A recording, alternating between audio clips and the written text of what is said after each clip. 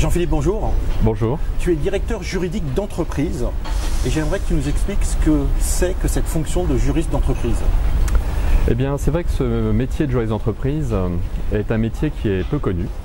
Tout le monde connaît le notaire, l'avocat, le juge, puisque tout le monde dans sa vie ou autour de lui connaît des gens qui divorcent, qui vendent un bien immobilier, voire même qui commettent un jour une infraction, ne serait-ce qu'une infraction au code de la route, ça arrive.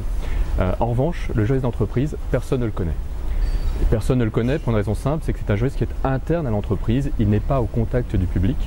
Et puis par ailleurs, c'est un métier extrêmement neuf. Aujourd'hui, nous en sommes à la deuxième, voire à la troisième génération de juristes d'entreprise, alors que le métier d'avocat est né il y a plusieurs centaines d'années. D'ailleurs, c'est assez intéressant, si on regarde un petit peu autour de nous, les films, les romans, vous trouverez plein d'exemples de séries télévisées où vous voyez des juges, des avocats, parfois des notaires. En revanche, je crois que le juriste d'entreprise a été filmé une seule fois, et en plus c'était un film qui s'appelait La Crise avec Vincent Lindon, et le pauvre malheureux, il perdait son travail parce que l'entreprise ne comprenait pas vraiment ce qu'il faisait, et puis il lui arrivait plein de déboires, même s'il y avait une fin heureuse, on ne pouvait pas dire quand même que le juriste d'entreprise à l'écran incarne le mythe du héros.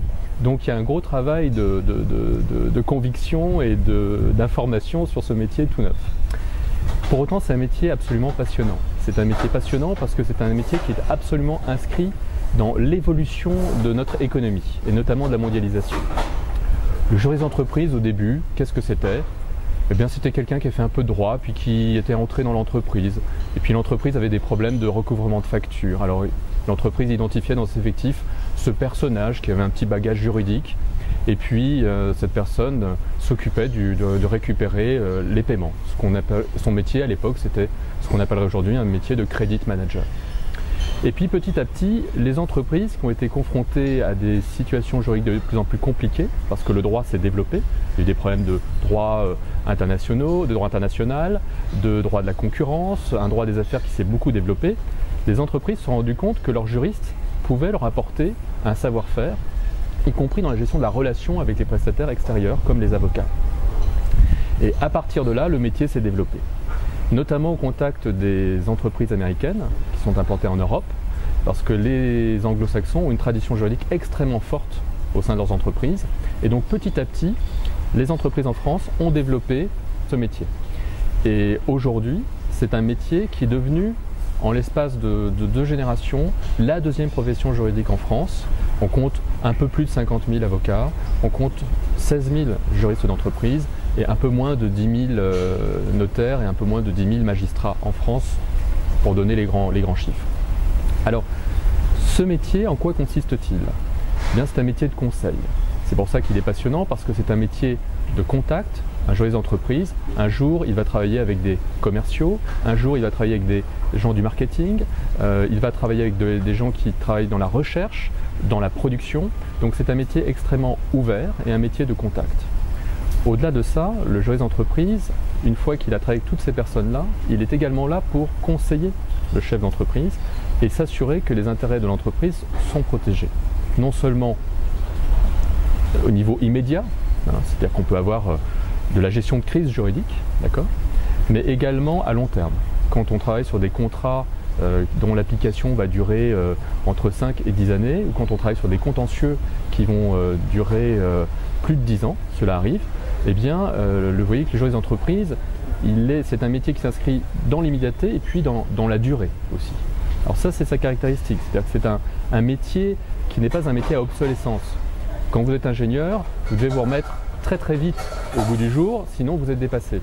Le juriste d'entreprise, il se doit également d'entretenir ses connaissances, mais je dirais, plus il acquiert de l'expérience, plus il devient bon. Je ferai une comparaison peut-être osée avec le vin. Voilà. C'est un métier de garde. Il y a des vins de garde. Et bien le métier de juriste d'entreprise, c'est un métier de garde. C'est-à-dire que s'il est dans une bonne direction juridique, avec le temps, eh bien, plus le temps va passer, meilleur il va devenir. Ce n'est pas un métier à obsolescence. Ça, c'est intéressant. Et puis, chose importante, c'est un métier d'indépendance. C'est-à-dire que le bon juriste d'entreprise, ce n'est pas un béni oui-oui qui va dire oui au chef d'entreprise, qui va dire oui à ses clients. C'est un métier qui impose d'avoir une rigueur intellectuelle, une honnêteté intellectuelle, de façon à pouvoir véritablement apporter un conseil. Il faut être capable de dire, écoutez, cette approche n'est pas la bonne pour telle raison sur le plan juridique. En revanche, en étudiant la question, on peut vous proposer une approche différente qui remplit l'objectif, qui permet de l'atteindre, tout en étant protégé sur le plan juridique. Donc ça demande, je dirais, une capacité personnelle, une force de conviction et une grande rigueur intellectuelle. Comment devient-on justement ce fameux juriste d'entreprise? Alors ce fameux juriste d'entreprise, ce n'est pas un super-héros pour autant, c'est quelqu'un de tout à fait normal, c'est quelqu'un qui suit des études de droit, alors généralement au moins 4 ans, souvent 5 ans, d'accord?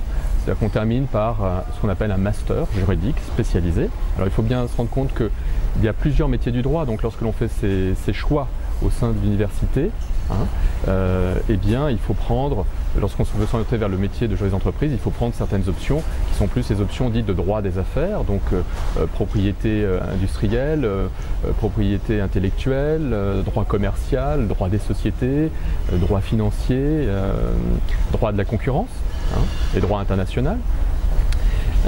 Et donc au terme de ces 5 années, eh bien, vous êtes formé et vous pouvez déposer votre CV auprès d'une direction juridique. Alors il y a souvent une question qui est posée par les étudiants qui est de savoir, mais est-ce qu'il faut en plus passer le concours du barreau? Est-ce qu'il faut avoir suivi la formation d'avocat? Alors, je crois qu'on est dans un monde de grande mobilité aujourd'hui, donc rien n'empêche un jeune juriste d'être formé à l'école du barreau, de travailler un peu en cabinet et puis d'intégrer une direction juridique. Ceci dit, ça rallonge quand même considérablement la durée des études et du parcours avant d'intégrer le métier de juriste d'entreprise, alors qu'aujourd'hui, au bout de 5 ans, et notamment si vous êtes formé dans des JCE, qui sont des formations spécifiques de 5e année et qui prédisposent, qui sont vraiment établies pour former les juristes d'entreprise, ce sont des formations extrêmement professionnelles, eh bien vous êtes tout à fait armé pour rentrer dans l'entreprise. Alors, à cette formation initiale, il faut quand même ajouter peut-être 2 éléments. Un premier élément qui est souvent négligé, ce sont les langues. Aujourd'hui, les juristes d'entreprise, qu'ils travaillent en France ou qu'ils se déplacent dans le monde entier, sont en contact avec l'international. Donc l'anglais, je dirais, c'est comme apprendre à nager, il faut parler l'anglais. Et donc, à partir du moment où on sait nager, eh bien, on va vous demander de nager encore plus vite. Donc il est préférable, voire même d'avoir des rudiments d'une seconde langue. C'est très utile. Donc ça peut être l'espagnol, le russe, le chinois, puisqu'aujourd'hui c'est quand même un marché extrêmement important. Et par ailleurs, ce qui est important aussi, c'est d'acquérir une double culture. Comme je vous l'ai dit, le juriste d'entreprise, il est au contact de plein de métiers. Donc c'est quelqu'un qui doit être capable de comprendre les aspects business.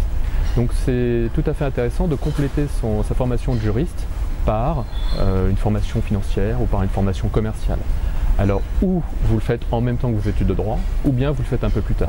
Il y a un certain nombre de juristes aujourd'hui qui ont fait des MBA quelques années après avoir achevé leur formation. Il y en a d'autres qui ont préféré entrer en école de commerce, faire leur école de commerce et puis ensuite faire 2 ans de fac de droit. Donc, il y a une variété des parcours possibles, mais ce qui est important, c'est d'être extrêmement mobile et extrêmement adaptable, puisque l'entreprise est un milieu extrêmement pratique. Tout ça prédispose à une belle évolution de carrière pour les juristes d'entreprise. Alors vous avez raison, même si nous ne sommes qu'au début parce que le métier est neuf, mais c'est vrai qu'aujourd'hui, il y a de plus en plus de cas de juristes, de directeurs juridiques qui intègrent des comités de direction et puis même qui assurent des directions générales d'entreprise. C'est un parcours qui est très classique outre-Atlantique, qu'il est un petit peu moins en France, parce qu'on a des habitudes, mais on a aujourd'hui de plus en plus de cas de juristes d'entreprise qui occupent des fonctions de management. Pourquoi? Parce qu'en fait, les entreprises se rendent compte que les juristes ont une extraordinaire qualité, c'est celle de la synthèse et de l'écoute. Et pour mener des équipes, il est bien connu que l'une des premières qualités, c'est justement précisément tirer le meilleur parti des équipes. Et de ce point de vue-là, les juristes sont assez bien armés. Mais ça n'est pas assez connu encore, donc il faut bien évidemment il nous faut faire nos preuves au quotidien. Alors métier neuf, assez récent, belle évolution de carrière. Comment vous êtes organisé d'un point de vue professionnel?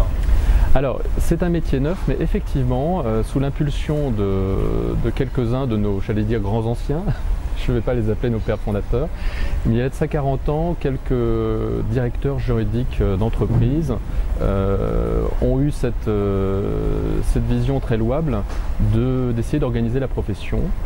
Donc il y a une association qui s'appelle l'Association française des juristes d'entreprise qui a été créée par ces quelques directeurs juridiques, et je dirais d'une bande de copains qui voulaient organiser un petit peu le métier. Tout cela a abouti aujourd'hui à une association qui rassemble près de 4000 juristes d'entreprise, 500 des responsables et directeurs juridiques de ce pays, ce qui représente un quart de la population des juristes d'entreprise. Donc c'est la première association professionnelle dans notre métier, et c'est une association qui œuvre chaque jour pour développer la formation des juristes d'entreprise pour qu'ils soient meilleurs, pour faciliter leur intégration et puis faire connaître le métier. Jean-Philippe, pour terminer, quels seraient les 3 à 5 points que tu donnerais à un étudiant pour qu'il se dirige et qu'il ait envie de prendre la voie du juriste d'entreprise? Alors d'abord, je crois que c'est important de dire que c'est un métier de conviction, c'est-à-dire que lorsqu'on devient juriste d'entreprise, il faut effectivement avoir réfléchi au métier, à ses exigences et aussi à ce qu'il procure comme satisfaction. Alors d'abord, je dirais que c'est un métier avant tout très riche parce que c'est un métier de contact humain. Le juriste d'entreprise, c'est pas quelqu'un qui doit rester assis derrière son bureau, c'est quelqu'un qui va travailler en transversal avec plein de gens de métiers différents. Des personnes qui travaillent dans la recherche, des personnes qui travaillent au marketing, des personnes qui travaillent dans l'industrie. Donc de ce point de vue-là, je dirais que chaque jour, le juriste d'entreprise va vivre des aventures nouvelles. Donc ça, c'est une grande satisfaction dans un métier. On n'est pas dans un métier répétitif, on est dans un métier varié. D'accord ? L'autre point, c'est la mobilité. C'est-à-dire que, et ça rejoint le premier, c'est-à-dire que puisqu'il y a du contact, il faut effectivement accepter d'être mobile. Et quand je dis mobile, c'est y compris prendre l'avion, se déplacer dans des pays ou prendre sa voiture pour aller sur un site industriel, rencontrer les gens. Il y a beaucoup de mobilité, ou travailler par visioconférence. Mais en tout cas, il y a de la mobilité. Elle n'est pas simplement intellectuelle, ce qui est déjà une grande source de satisfaction, elle est aussi physique. Et c'est assez intéressant donc d'aller un jour signer un contrat dans un pays, un autre jour monter une réunion de négociation autour d'une visioconférence. Donc grande mobilité. Et puis je retiendrai peut-être en dernier la grande variété. C'est-à-dire que il y a plein de types de juristes d'entreprise. Il y a des juristes d'entreprise qui travaillent en PME, et donc ils sont des généralistes du droit, ce sont un peu les médecins généralistes de l'entreprise. Ils doivent toucher à toutes les matières, ils doivent régler des problèmes de droit social, ils doivent régler des problèmes de droit des affaires, de droit des sociétés, de droit financier. Et puis vous avez des juristes hyper spécialisés, dans les très très grandes directions juridiques d'entreprise. Il faut savoir qu'il y a quelques grandes entreprises en France et à l'étranger qui comptent plusieurs centaines de juristes dans leurs effectifs. Et donc là, dans ces cas-là, vous pouvez trouver des métiers hyper spécialisés. Donc vous avez par exemple un juriste très pointu en droit de la concurrence ou un juriste très pointu en droit du financement. Et donc vous voyez bien que vous pouvez être généraliste, vous pouvez être hyper spécialiste. Et puis vous pouvez être un juriste manager aussi, c'est-à-dire que vous pouvez vouloir à un moment donné vous élever et puis encadrer des équipes. Donc là, vous devez ajouter à la dimension technique la dimension managériale. Donc c'est également extrêmement enrichissant. Voire, comme on l'a déjà dit, ensuite prendre des fonctions plus élevées, plus transverses et plus générales dans l'entreprise. Donc variété, mobilité, contact sont les 3 aspects extrêmement passionnants de ce métier.